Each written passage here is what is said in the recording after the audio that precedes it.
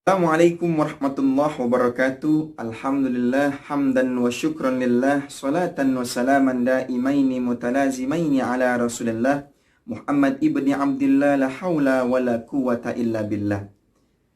Alhamdulillah, kita bersyukur kepada Allah Subhanahu wa taala karena sampai hari ini Allah masih memberikan kita kenikmatan. Salah satunya nikmat panjang umur dan nikmat sehat wal afiyah. Dan dengan kenikmatannya ini kita bisa menjalankan ibadah di bulan suci Ramadan.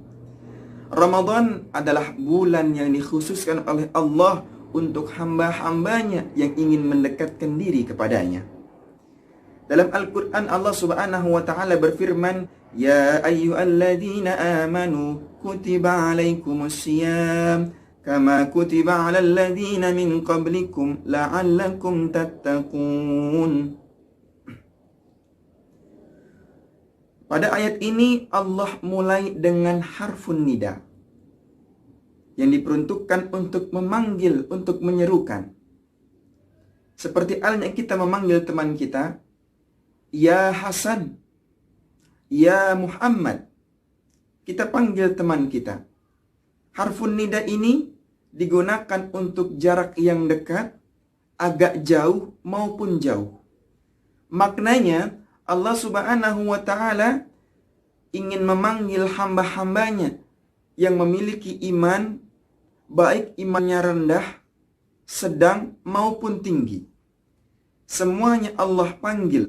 Tujuannya agar mereka lebih mendekatkan diri lagi kepada Allah Subhanahu wa ta'ala di bulan Ramadan ini. Begitu indah caranya Allah Subhanahu wa ta'ala mendekatkan hambanya agar mereka bisa datang kepadanya untuk tetap dekat kepada Allah Subhanahu wa ta'ala.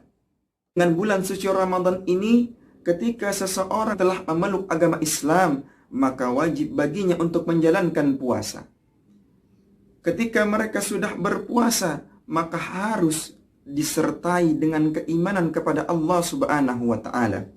Dalam hadisnya baginda Rasulullah SAW bersabda, Man qama ramadana imanan wahtisaban, ghufira lahu ma taqaddama min zanbih. Kata Rasulullah, siapa orang yang menjalankan ibadah di bulan suci Ramadan, berpuasa di bulan suci Ramadan, imanan disertai dengan keimanan kepada Allah Subhanahu wa ta'ala, ghufira lahu ma taqaddama min zanbi, maka Allah akan menghapuskan dosa-dosanya yang telah lalu. Maka sangat rugilah kita ketika kita berpuasa menjalankan ibadah bulan suci Ramadan tetapi tidak disertai dengan keimanan kepada Allah Subhanahu wa ta'ala, maka puasa kita hanyalah menahan lapar dan menahan haus. Lalu ketika seseorang telah Islam, maka dia harus beriman. Ketika seseorang telah mencapai tingkatan iman, ada tingkatan yang selanjutnya, yaitu tingkatan ihsan.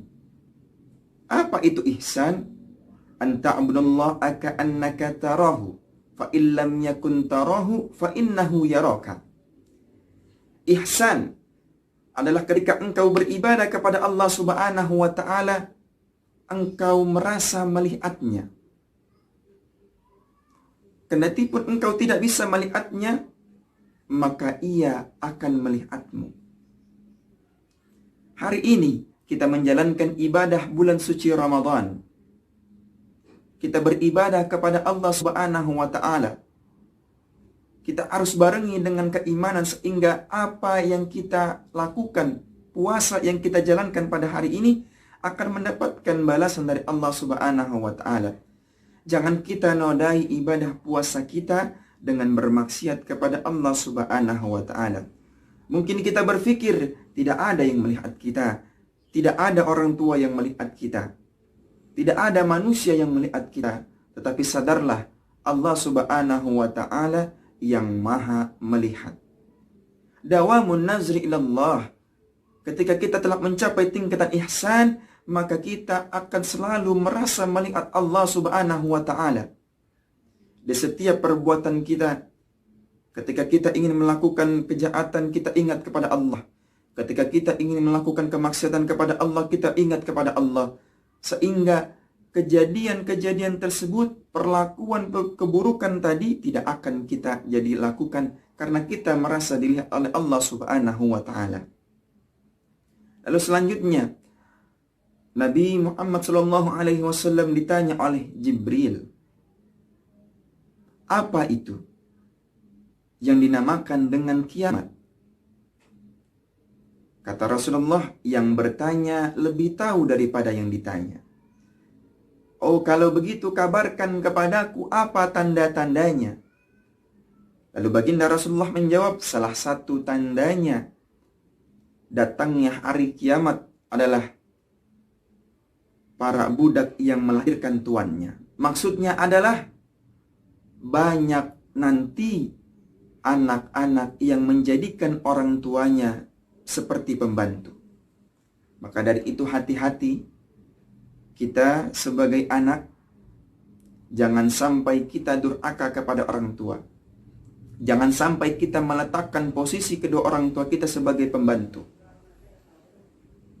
Kadang-kadang ibu kita, orang tua kita niat untuk membantu kita, tetapi kita memperlakukan mereka seperti pembantu.